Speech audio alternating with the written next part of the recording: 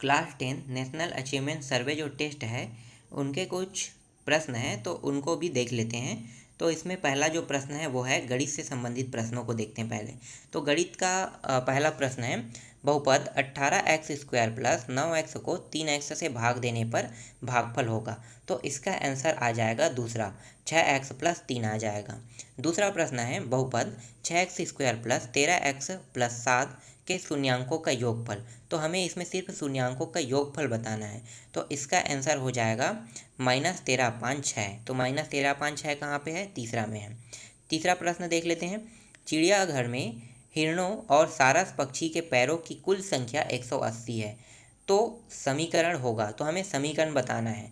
तो हिरण के कितने पैर होते हैं? 4 पैर। और आप हिरण को x मान लो और सारस को y मान लो, तो x y हो गया। अब हिरण के पैर कितने? 4 है। और सारस पक्षी के तो हमेशा 2 होते हैं, तो जितने भी पक्षी हैं वो सबके 2 पैर हैं।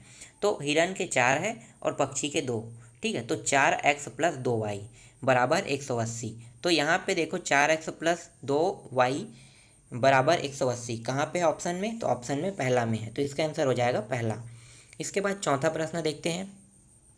तो चौथा प्रश्न में एक कॉपी और 2 पेंसिलों की कीमत 45 रुपये है का समीकरण होगा। तो हमें इसका भी समीकरण बताना है। तो एक पेंसिल और 2 कॉपी, तो कॉपी को आप x मानिए और पेंसिल को y मान लीजिए।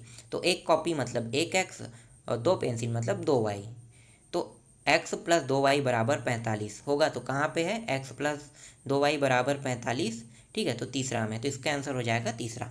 इसके बाद पांचवा प्रश्न देखो, वर्ग समीकरण 4x² माइनस 4x प्लस 1 बराबर 0 का विविक्तीकर है। तो इसका विविक्तीकर कितना होगा? तो जब आप इसे हल करोगे तो इसका आंसर आएगा 0। तो इसमें आ जाएगा पहला। छठवां प्रश्न है, समीकरण 3x² प्लस 2x प्लस 7 बराबर 0 के मूलों का योगफल। तो हमें सिर्फ मूलों का योगफल बताना है। तो मूलों का योगफल होगा, दूसरा हो जाएगा इसमें ऑप्शन में, तो -2/3 होगा। इसके बाद सातवां प्रश्न देखते हैं, श्रेणी 16, 11, 6 का 21वां पद होगा। तो जब इसे हम हल करते हैं तो इसका 21वां पद आ रहा है -84। इसके बाद आठवां प्रश्न देखते हैं। आठवां में 3, 8, 13 का सर्वांतर होगा। तो सर्वांतर कैसे निकालते हैं? सर्वांतर हम पीछे वाले पद में आगे वाले पद को घटा देते हैं। तो पीछे वाला पद क्या है? 8 है, 8 में आप 3 को घटा दो। अगर इसको ऐसा नहीं करोगे तो आप 8 के पीछे में क्या है? 13, तो 13 में 8 को घटा दो। तो मतलब क्या है? पीछे वाले पद में आगे वाले पद को घटा देते हैं तो सर्वांतर निकल जाता है। तो इसका सर्वांतर कितना आएगा? घटाएंगे तो 5 का अंतर आ रहा है। तो यहाँ पे 5 कहाँ पे है? तीसरा पे है। चलो नौवां देखते हैं। नौवां प्रश्न है, 6 और 54 का मध्यानुपाती होगा। तो 6 और 54 का मध्यानुपाती है यहाँ पे 18 होगा।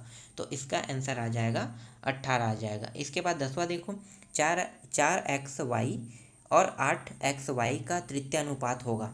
तो इसका तृतीयानुपात कितना हो सकता है?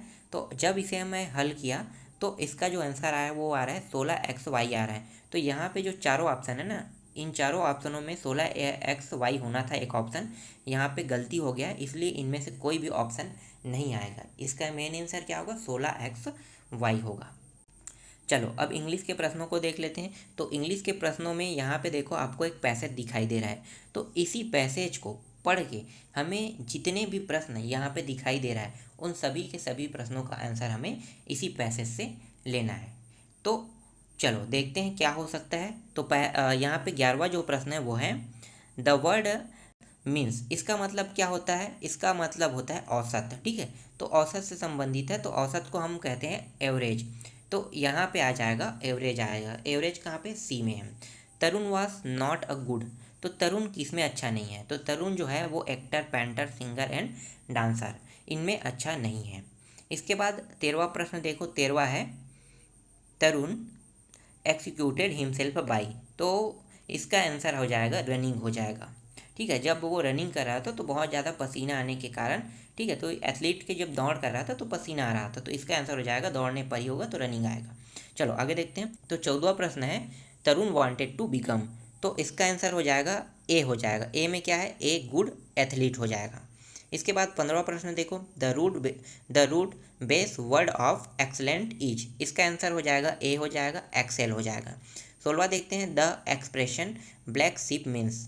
इसका आंसर हो जाएगा बी हो जाएगा, ए ब्लैक कलर्ड शिप हो जाएगा। ठीक है, इसके बाद देखते हैं 17वां प्रश्न। 17वां प्रश्न में क्या है, Tarun release him pent up emotion by running here the word pent up means. इसका अर्थ क्या है, इसका अर्थ ये है कि तरुण जो है, चलो इसका डायरेक्ट आंसर बताता हूँ मैं। इसका आंसर हो जाएगा ए, हो जाएगा अनएक्सप्रेस्ड इमोशंस हो जाएगा। इसके बाद 18वां आते हैं, तरुण वाज नॉट खालिस्तान एक्टर। तो यहाँ पे जो खालिस्तान है इसमें हमें भरना है, और यहाँ पे क्या है, आर्टिकल दिया हुआ है। आर्टिकल 3 होते हैं, ए एन द। तो ए एन द, इन तीनों में से कोई ना कोई आंसर यहाँ पे आएगा। ठीक है, यहाँ पे ऑप्शन में 4 दिया है। अब आर्टिकल के प्रश्नों को कैसे बनाया जाता है, तो मैं आपको बता देता हूँ कि जब भी आर्टिकल के प्रश्न को जब भी आप हल करते हो, ठीक है, उत्तर उसका निकालते हो, सॉल्यूशन करते हो, तो आर्टिकल के प्रश्नों का जो हल होता है वो कैसे होता है। तो सबसे पहले आपको एन का प्रयोग देखना है। एन का प्रयोग बहुत ही आसान होता है। एन के प्रयोग, अगर वहाँ पे एन फिट हो गया तो आप ए और द को निकालने की ज़रूरत ही नहीं है। लेकिन अगर एन वहाँ पे फिट नहीं होता है तो तब थोड़ा दिक्कत होता है, क्योंकि वहाँ पे ए आएगा या द, लेकिन एन आ गया तो बहुत आसानी से आ जाएगा। कैसे होगा देखो, अब समझते हैं इसको। तो एन जो होता है, ठीक है, एन का प्रयोग कब होता है, जब किसी शब्द को पढ़ते हैं तो आगे में हिंदी का स्वर शब्द आए। हिंदी के स्वर होते हैं 11 होते हैं, अ आ ई उ री ए ओ औ, यहाँ तक होता है। अम को छोड़ दो। तो ये 11 जो हिंदी के स्वर है, इनमें से कोई भी, ठीक है, अक्षर अगर वहाँ पे आता है, वर्ण अगर वहाँ पे आता है, तब आपको एन का प्रयोग करना है। कैसे, अब देखो, एक्टर हम पढ़ रहे हैं इंग्लिश में, ठीक है, लिखा तो इंग्लिश में। अगर आप इसे हिंदी में लिखोगे तो कैसे लिखोगे, एक ए लिखोगे, ठीक है, उसके बाद आधा क, उसके बाद ट, उसके बाद र, तो ये क्या होगा, एक्टर हो गया। अब आगे में, सबसे आगे में कौन सा शब्द है, एड़ी के ए है वहाँ पे, तो वो स्वर है कि व्यंजन है, स्वर है ना, तो स्वर है। इसका मतलब क्या है कि इसका मतलब यहाँ पे एन का प्रयोग होगा। तो यहाँ पे क्या आएगा, एन आएगा। चलो आगे देखते हैं नेक्स्ट प्रश्न को। The opposite of Lord is, ठीक है, तो लॉ का उल्टा क्या होता है, विलोम शब्द बताना है, तो हेटेड होता है, हेट करना। तो यहाँ पे बी ऑप्शन आ जाएगा। चलो आगे देखते हैं 20वां प्रश्न को। तो 20वां प्रश्न है, तरुण पेरेंट्स वांटेड हिम टू। तो इसका आंसर हो जाएगा सी आ जाएगा। ठीक है, स्टडी करने के लिए कर रहा है तो सी वाला ऑप्शन आएगा यहाँ पे। चलो आगे देखते हैं विज्ञान के प्रश्नों को। तो विज्ञान का 21 प्रश्न देख लेते हैं। 21वां प्रश्न है, सोडा अम्ल अग्निनाशक में सोडियम हाइड्रोजन कार्बोनेट का उपयोग होता है क्योंकि जब यह एक अम्ल के संपर्क में आता है तो खालिस्तान उत्पन्न करता है, तो कार्बन डाइऑक्साइड गैस उत्पन्न करता है। इसका आंसर हो जाएगा सी हो जाएगा। इसके बाद 22वां प्रश्न है अभिक्रिया। ठीक है, यहाँ पे दिया CuO प्लस, मतलब कॉपर मोनोऑक्साइड है ये, प्लस H2, ठीक है, हाइड्रोजन के 2 अणु है, फिर कॉपर प्लस H2S को ऑक्सीकृत और अपचयित पदार्थ क्रमशः है। तो ऑक्सीकृत जो होता है वो हाइड्रोजन होता है और अपचयित जो होता है वो कॉपर मोनोऑक्साइड होता है, तो CuO होगा। ठीक है, तो यहाँ पे आंसर आ जाएगा बी आ जाएगा। 23वां प्रश्न देखते हैं, पदार्थ के एक मोल में उतने ही परमाणु अणु आयन होते हैं जितने, ठीक है, खालिस्तान। ठीक है, तो इसका आंसर क्या है, अगर यहाँ पे कार्बन सभी क्या है, कार्बन के हैं, तो कार्बन जो होता है वो 12, ठीक है, कार्बन को हम 12 होता है, तो कार्बन के परमाणु कितने होंगे, 12। अब इसमें कितने ग्राम होगा, ठीक है, तो ग्राम जो है इसमें 12 ग्राम होगा, तो यहाँ पे 12C के 12 ग्राम, तो यहाँ पे सी ऑप्शन हो जाएगा। ठीक है, आगे बढ़ते हैं 24वां प्रश्न में, X, Y तथा Z तत्वों की परमाणु संख्या क्रमशः 8, 12 एवं 17 है, तो निम्न में से कौन से तत्व एक ही आवर्त के हैं। तो हमें ये बताना है कि एक ही आवर्त, तो हमें ये बताना है कि जो 8, 12 और 17, 8 का मतलब है ऑक्सीजन से संबंधित है, ठीक है, ऑक्सीजन तत्व के बारे में बता रहा है, और 12 से संबंधित है मैग्नीशियम के बारे में, तो 12 जो है वो मैग्नीशियम है, और जो 17 है वो है क्लोरीन है।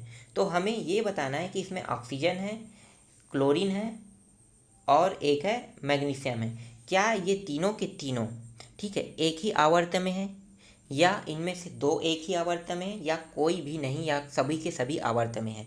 ठीक है, यहाँ पे 4 ऑप्शन बन रहा है, लेकिन ऑप्शन में यहाँ पे कोई नहीं ऑप्शन नहीं दिया है, मतलब 100% है कि इसमें से 2 कम से कम 2 तो होंगे ही होंगे, तो कौन होगा ये हमें देखना है। तो अब थोड़ा सा समझते हैं। ठीक है, आवर्त का मतलब क्या होता है, आवर्त का मतलब होता है जो एक लाइन, ठीक है, एक लाइन, जब आप हाइड्रोजन और हीलियम को लेते हो तो एक लाइन में है, समझ में आ रहा है, एक लाइन में हाइड्रोजन हीलियम है। थोड़ा जानते हैं इसके बारे में, हाइड्रोजन और हीलियम एक ही लाइन में, उसके बाद यहाँ पे लिथियम है, बेरिलियम है, फिर बोरान है, कार्बन है, नाइट्रोजन है, ऑक्सीजन है और फ्लोरीन है, ठीक है, और नियॉन है। तो यहाँ पे देखो दूसरी लाइन पे कौन आ रहा है, ऑक्सीजन आ रहा है। तो दूसरी लाइन पे ऑक्सीजन आ रहा है और अकेला है, मतलब यहाँ पे एक्स तो नहीं हो सकता, सॉरी यहाँ पे ऑक्सीजन तो नहीं हो सकता, ठीक है, क्योंकि कम सभी के सभी एक ही लाइन में होना चाहिए। तो ऑक्सीजन तो एक लाइन में नहीं आ रहा है, मतलब ये दोनों आंसर में नहीं हो सकता। अब आगे बढ़ते हैं, अगला क्या है, अगला है हमारा मैग्नीशियम है और क्लोरीन है। तो मैग्नीशियम और क्लोरीन जो है वो तीसरे आवर्त में, दूसरे आवर्त में तो सिर्फ ऑक्सीजन था, तीसरे आवर्त में दोनों हैं। तो दोनों हैं मतलब 12 और 17। तो 12 और 17 कि क्या होगा, अगर आप 8 को एक्स मानते हैं, 12 को वाई मानते हैं और 17 को जेड मानते हैं, तो वाई और जेड कहाँ पे है, तो वाई जेड सी में है। तो इसका आंसर हो जाएगा सी हो जाएगा, ठीक है। आगे बढ़ते हैं, निम्नलिखित में से कौन सी अभिक्रिया संकलन अभिक्रिया है। तो हमें संकलन अभिक्रिया बताना है। तो इनमें संकलन अभिक्रिया कौन सा है, तो इसमें मैं थोड़ा सा डाउट में हूँ, बी या सी ऑप्शन आ रहा है, लेकिन मैं अगर इसमें आंसर लगाने के लिए कहा जाएगा तो संकलन अभिक्रिया, मैंने पूरा बुक रीड किया है, तो पूरा बुक रीड करने के बाद मेरा जो आंसर आ रहा है ना, वो आ रहा है सी में आ रहा है। तो हाइड्रोजन ब्रोमाइड की प्रोपीन, ठीक है, के साथ, तो ये आ जाएगा आपका आंसर क्या आएगा, सी आएगा।